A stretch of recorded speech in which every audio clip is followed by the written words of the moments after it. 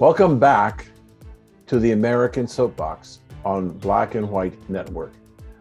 Joining us today is a gentleman I had an opportunity to interview a little while ago, Dr. Norchasm, and I've invited him back to give us 3 minutes of what he thinks are, right now, whatever the number is, in 3 minutes, what are the most important things on his mind that he wants to tell millions of people in our audience.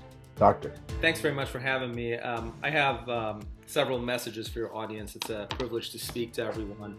The first message is that in this pandemic, we're dealing with a virus that is not an endemic virus. So folks who are not immune to this already are susceptible to this infection. And so therefore, it's important to focus squarely on immunity. Now, how do you acquire immunity?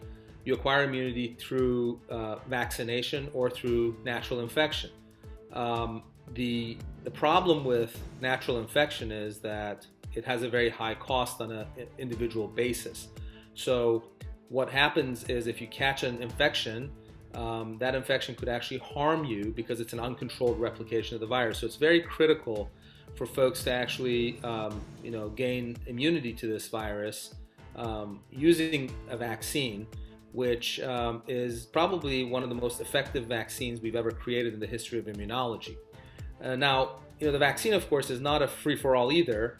We have to consider that the vaccine does have its own associated risks. The risks are significantly smaller than the risks of a natural infection.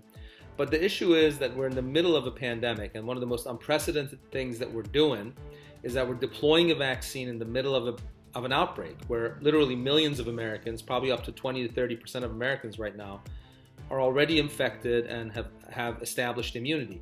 So it does not stand to reason to vaccinate those folks, and most of those folks, the level of immunity is equal, if not more robust, to vaccinated folks. And so certainly we should not be discriminating against those people. I was very disappointed to see that President Biden did not leave any room for automatic exemptions for people who are COVID recovered or naturally immune. So my message to your audience is it's very important to assess the level of your immunity. And the way you do that is by obtaining antibody testing for COVID-19 spike protein. If you have antibodies against spike protein, chances are you were infected previously and you're immune.